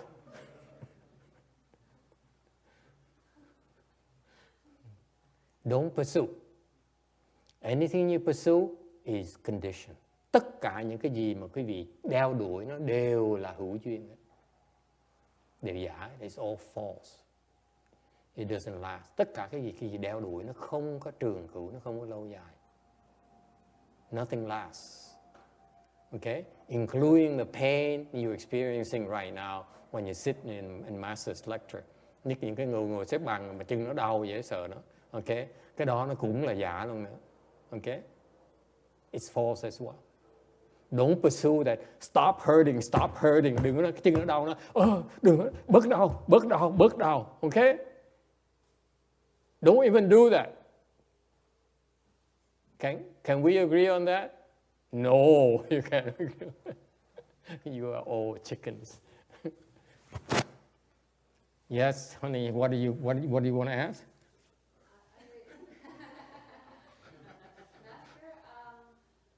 Master, is counterproductive to the Western ambitious thinking? Yeah. The Yeah. idea of My from my student point of view, like I'm asking them to be motivated, so you're telling them to not pursue fame and material wealth and all that. So It's not for everyone, honey. It's not for everyone. I admit. That's why I only have 30 of you. I don't have like 1,000 of people sitting here. Okay? Only the privileged gets to hear this privilege, the message for privileged. I'm sorry, it's not for children. You see, look, you notice, the boy sits here now, he's sleeping or something. He's playing games right now. He said, I don't know, Master is way too much for me. Okay, let me go back to my, what is that you're playing? Video game. Yeah. You know, the new Super Mario is incredible, I heard. Get your mom to buy you one. See? Okay. Cái vị biết không? Cái cô nào hỏi, it's a very good question. It says, I am a teacher and my student, how can I teach my student not to pursue things? Okay.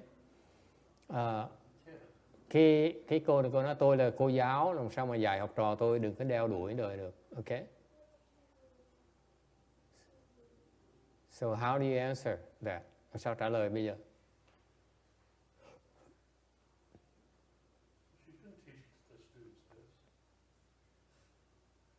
Should she teach the students this? You should not teach it. She should not? No. What? They're not there to learn Buddhism, they're there to learn how to handle life. Ah, you hear that? The words of wisdom? They didn't go to school to learn Buddhism. You have to teach them what they're seeking. That's called life.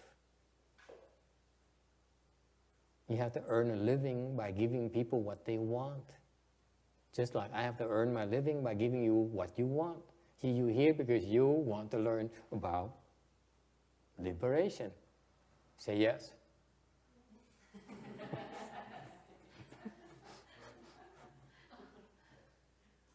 Okay?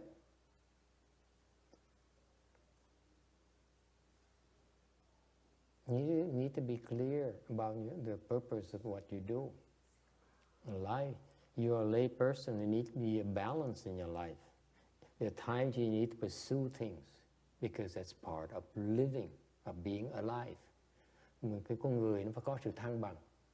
Nhiều khi người tại gia phải có cái sự thăng bằng, mà ở nhà thì mình phải đeo đuổi những cái đồ ngoại vật. Đương nhiên đó là cái mặt cuộc sống nó phải như vậy.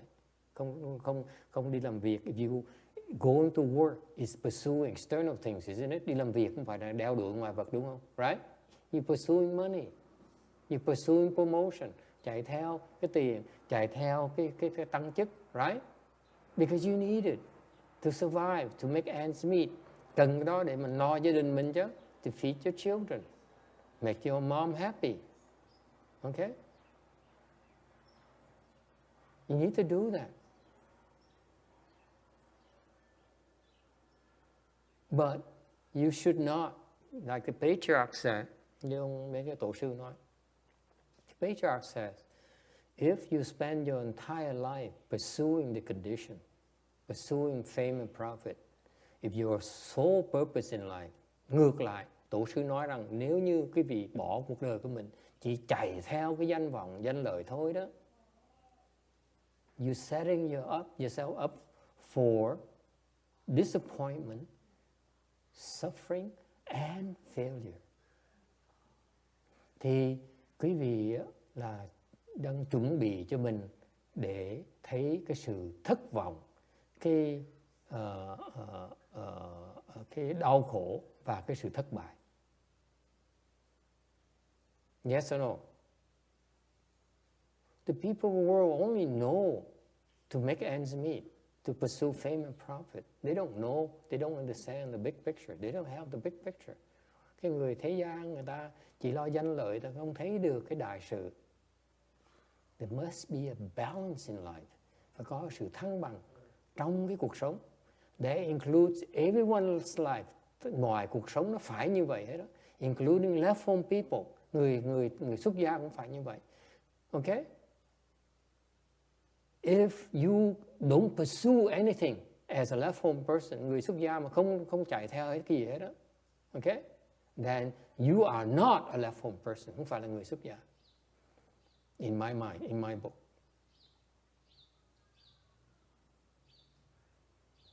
You pursue the condition and yet you don't pursue the condition. Người xuất gia nó khác, là mình chạy theo cái hữu vi, cái giả, nhưng điều mình thiệt ra mình không đeo đuổi đó. On the surface you're pursuing it, but actually you're not pursuing it. Mình đeo đuổi, bên ngoài ta thấy mình đeo đuổi, nhưng thiệt ra mình không đeo đuổi. Đó là sự thăng bằng. That is a balance. If you don't say, I don't pursue anything, then you stuck on number 2. Mà nếu quý vị nói, chúng tôi, người xuất gia, chúng tôi, người tại gia, you're a left home person, you're a lay person, you say, Master is so right, I want to have a big picture, I don't want to pursue anything, okay, then you stuck on number 2.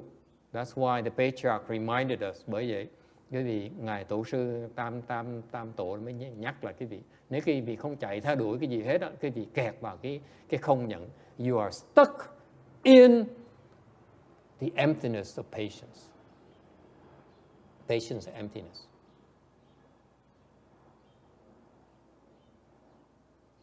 That is what it meant, is that there must be a balance in life. Bởi vậy, cuộc sống nó có sự thăng bằng.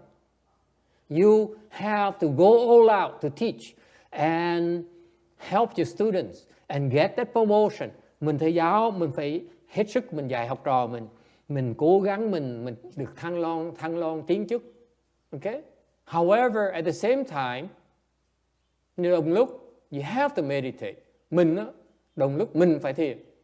Because you don't, your body will sick if you pursue things too much. Cái cơ thể quý vị nó chịu đựng nổi nếu quý vị chỉ lo chạy theo đuổi cái ngoại vật thôi.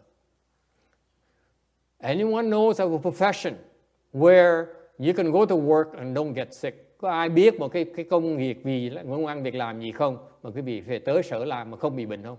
Please tell me. Doctor. Yes? Doctors get sick too? Come on! You're destroying my image of doctors. Cô nói là bác sĩ cũng bị bệnh như những người khác vậy. Really? I thought doctors are above illness. Bác sĩ đâu có bệnh được. No? Juan, you don't think doctors are above illness? Joseph, name a profession that you are not sick from working. Name a profession. Cho thầy cái ví dụ một cái nghề mà quý vị đi làm việc, làm tiền, làm sinh nhai mà không có bị bệnh vì công việc, ăn việc làm của mình. Name a profession, please.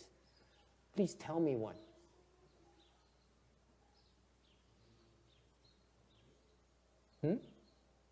Tell me.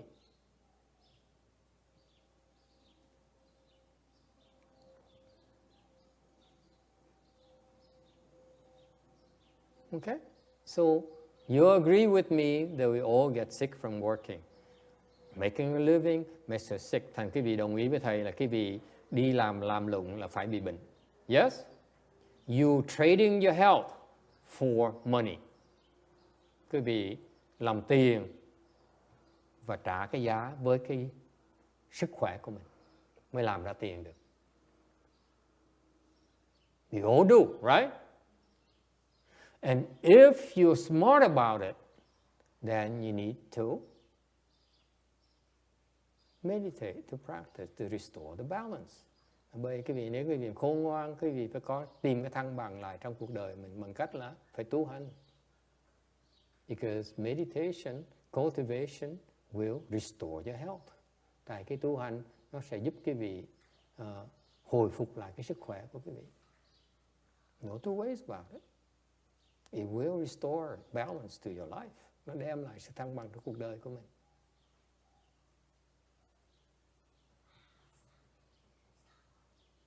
So far, so good? So you cannot take this verse here, the verse here literally. Thành cái câu thơ này của Ngài Tam Tổ, quý vị không thể hiểu lầm được. He only says the first part is says do not follow condition, meaning do not be so attached to external things. Thì ý nghĩa của câu thơ này phần đầu nó là quý vị không nên chấp những cái ngoại vật quá lố. It's okay to pursue them because we need to. Okay? But do not solely pursue external things. Điều cái này chỉ nói rằng câu thơ nói là quý vị không nên chỉ là chạy theo cái ngoại vật thôi. That's what all Westerners, all people of the world nowadays do. They pursue the condition only. Quý vị biết cái người thế gian người ta chỉ chạy theo cái ngoại vật thôi. That's all they do, their entire lives. That's why by the time they die, bởi vì khi họ chết, what are they? Disappointed, sad, and unhappy. Okay? Thành khi mà cái người ta bỏ một cuộc đời chạy theo cái ngoại vật không á, thì khi họ chết á, thì họ thất vọng, bình hoạn, đau khổ. And yet, no one gets wiser because you see all these examples from your grandfather, your mother, and your father, and your uncles, and so forth. Mình con người mình thấy biết bao nhiêu cái ví dụ từ cha mẹ, tổ mình, ông nội bà ngoại mình, rồi cậu bác mình không ai hiểu cái này hết, không ai thấy được cái này hết. Why is that? That's what the patriarch says. Do not solely, you should add, do not solely pursue the condition. All right? So far, so good, nghe hiểu không? And second part says, once you become liberated, một khi quý vị đắc được giác ngộ rồi, okay, giải thoát rồi, còn khi quý vị đắc giải thoát, do not dwell in the patience and emptiness. Đừng có trụ vào cái không nhẫn. And when you get there, okay, you see what I mean. Nếu quý vị tới đó, quý vị sẽ nhớ cái lời dạy. When you remember, when you get there, you remember this because you heard it before. Okay, lúc quý vị tới được cái nhẫn, cái không nhẫn đó, cái nhẫn của cái không đó, quý vị sẽ nhớ là cái câu của thầy. Once you see that thing called the patience of non-production dharmas, then you will certainly remember Master Yung Hoa says, don't be stuck on this. Tại vì khi quý vị tới được cái vô sanh pháp nhẫn, quý vị bỗng nhiên nhớ sức lại đó. Thầy đã nhắc quý vị là không được kẹt ở đây. That's all the patriarch says. There's still more work to do. Phải tiếp tục đi, đừng có ngừng lại. There's much more wonderful things awaiting for you. Có nhiều cái tuyệt vời nó đang đợi quý vị. You have to continue. Questions? Ai thắc mắc gì không?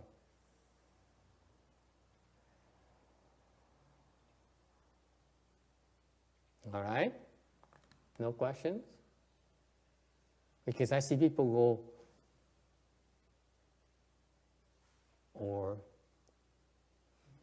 and I say, is it a question? Never mind. You guys are too serious. Cái gì, you guys are too attached to words. Translation này Di Trùng Bỉnh hoại. Cherishing oneness in the heart, everything will start by itself. If you read this, I mean, That's a weird thing to say. it's recognized by the other scholars as a good translation.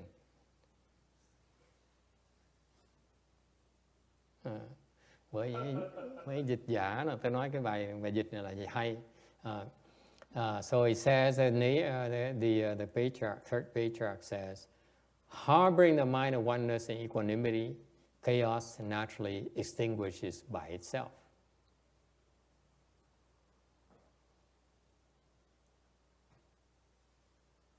Okay. Thì Tam Tổ nói là cái vị cứ giữ tâm mình là chân nhất và bình đẳng, thì cái sự náo loạn nó tự động nó sẽ hết. Questions? Yes, sir. What are they talking about by oneness? This is a famous word that people use to confuse you. Oneness. Anyone who pursues spiritual things at all, they come up to this word. They always use this word. You know, we return to the oneness. Okay? Câu hỏi là cái chân nhất là cái gì? Cái như nhất là gì? Thì nói những cái người mà tu hành ai cũng nói về cái nhất này, cái nhất thể này. Okay, the oneness here refers to the one substance. They don't know what it is. They just know there's something called oneness, and they have no clue what it is. The source? They can call it the source. They can call it the treasury. You can call it the true suchness. You can call it the Buddha nature. You can call it Dharma realm. There's so many names for it. They don't know what it is. Có những cái danh từ lắm.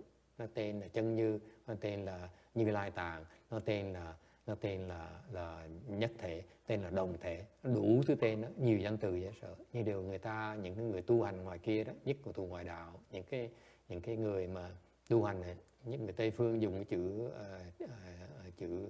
chữ số 1 này, thì cái nhất thể này, họ không hiểu nó gì hết đó. They don't know what it is.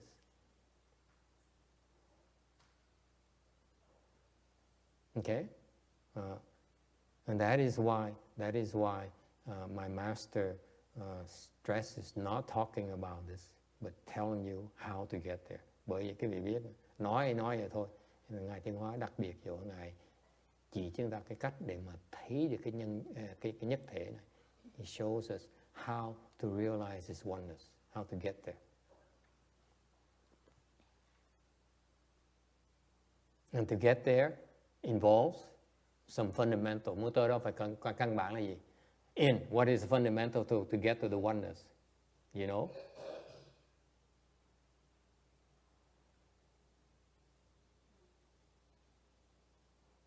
Anyone? Kim Địa? Huh? Chanting Buddha name. Niệm Phật. Yes, that's correct. Anyone? Julie? The oneness. How do you get there? Meditation, thiền.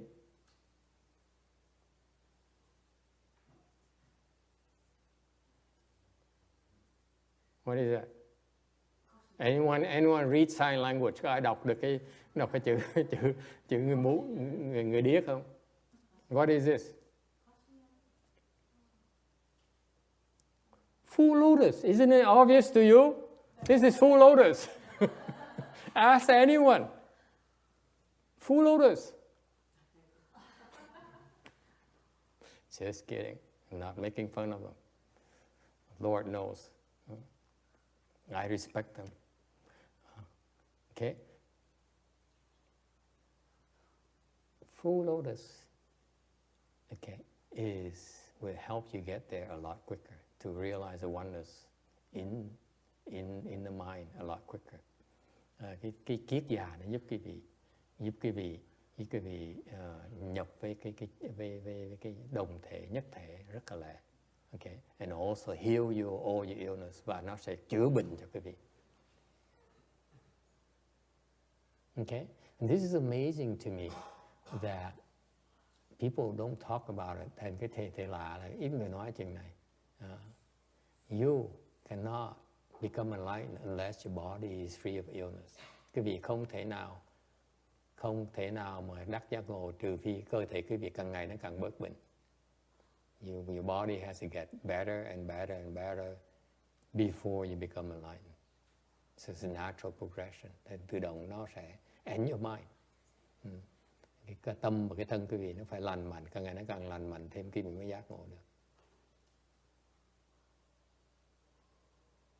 Because some of your bodily and mental illness are actually stopping you from getting enlightened. Nói cách khác, có những cái thân bệnh của quý vị, có những cái tâm bệnh của quý vị, nó cản trở quý vị cái sự giải thoát của quý vị.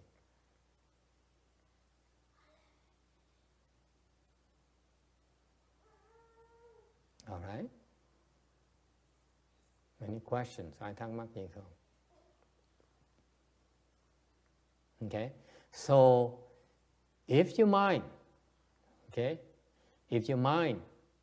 keep in mind, you're mindful of that we all of the same substance, and you don't discriminate anymore. Therefore, you don't discriminate anymore. Nếu như cái tâm quý vị nó luôn luôn tưởng niệm, ý thức được rằng là chúng ta đồng thể, we all the same. Okay? Like this morning, như sáng này thầy nói đó. Okay? This morning,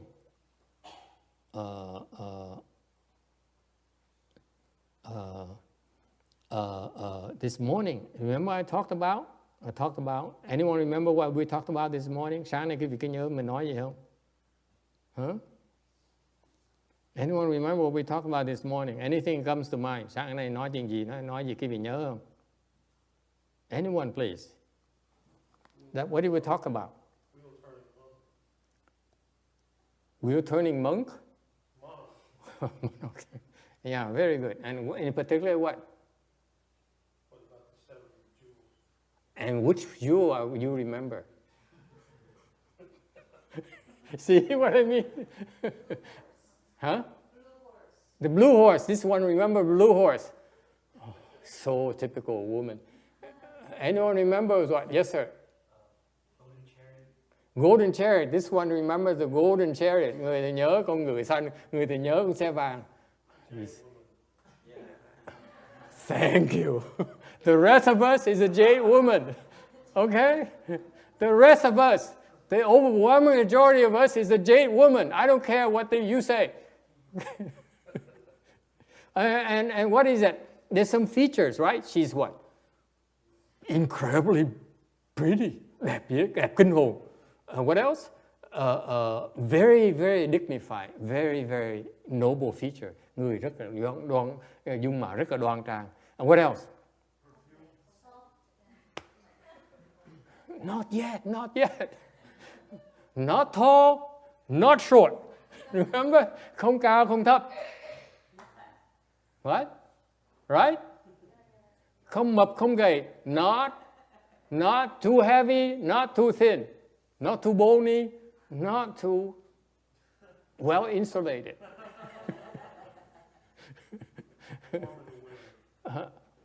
This guy remembers warm in the winter.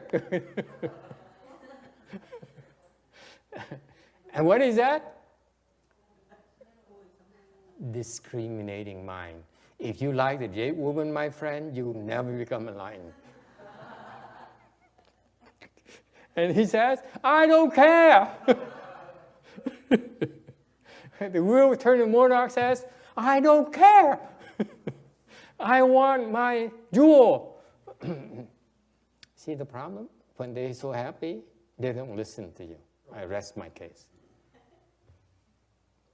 You were too busy helping cooking in the kitchen. You didn't realize we talked about the wheel-turning monarch and his jade woman, the ideal woman.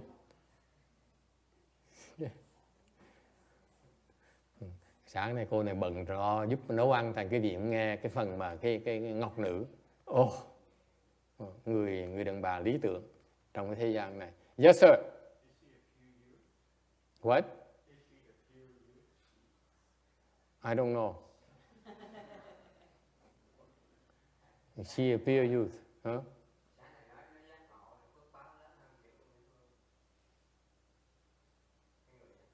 Because he's attached to the jade woman, that's why he's not enlightened.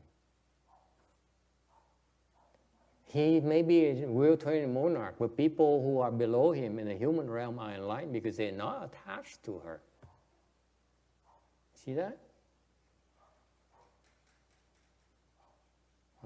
Vì chấp vào cái ngọc nữ này mới chịu luân thánh vương, mới không đắc giác ngộ được. That's my case. I'm trying to remind you, men, not to be attached to the ideal woman, because you are not. You have the mind discrimination. Your mind is not the mind of equanimity. Is that clear? Thầy chọc cái vị chơi sáng nay nói về ngọc nữ thì nhắc cái vị cái tâm quý vị mà tham lam, cái vị mà cái tâm phân biệt như vậy, cái tâm mà chuyên môn tính toán cái tính lui là lợi hại rồi đẹp xấu này nọ, cao thấp rồi luồn cao luồn rồi ấm mập rồi xấu với đẹp rồi what gì what else? I don't want to discriminate. That's why I don't remember. That's why I have to keep a list. Anyone, I could share you this list if you like. No, Billy says no. You heard it already. Check YouTube. Okay.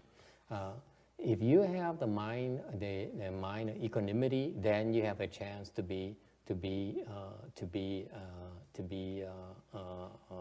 experience the one substance.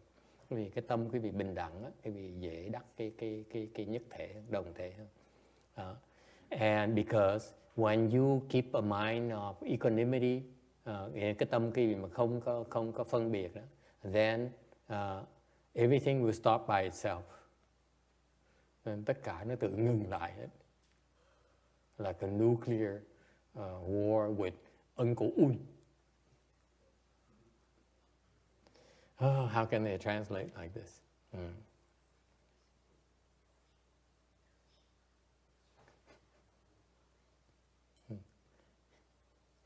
So what's interesting is that, cái mà hay chỗ này, with this verse is interesting is that when your mind is so noisy, khi mà tâm quý vị nó náo loạn.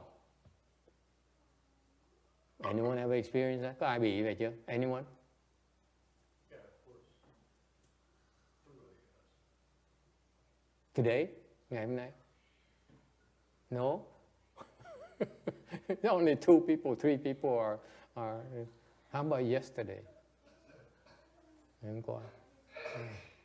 How about every day? Mỗi ngày.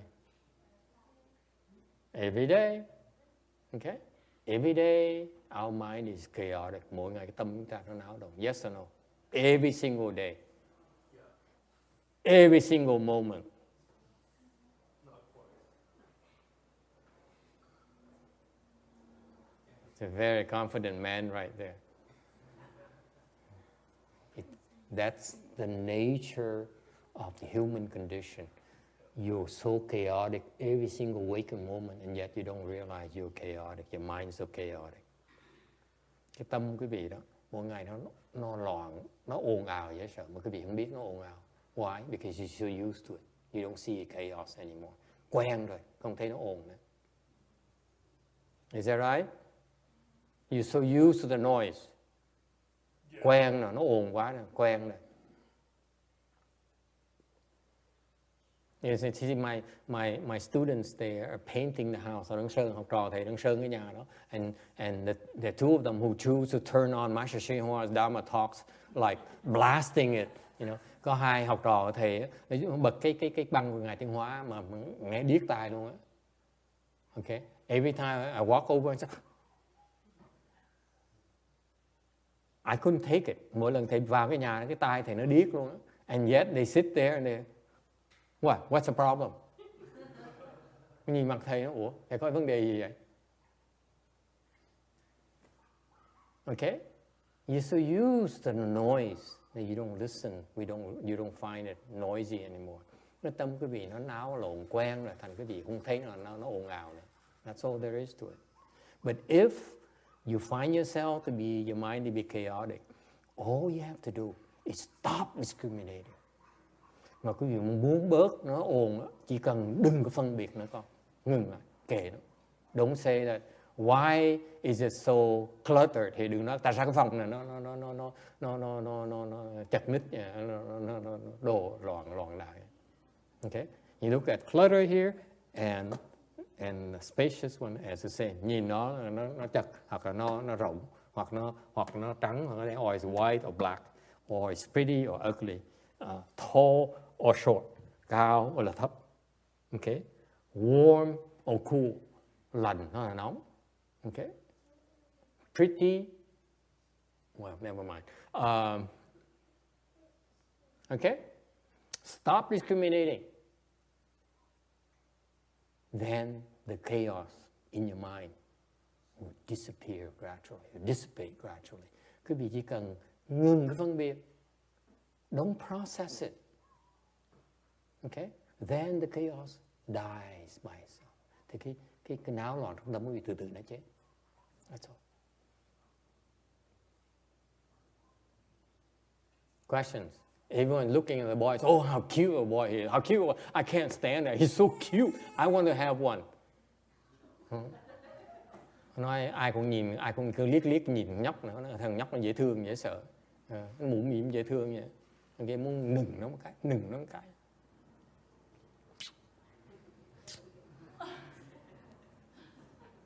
Yeah. Okay. That's a discriminating mind. Đó là cái tâm phân biệt đó.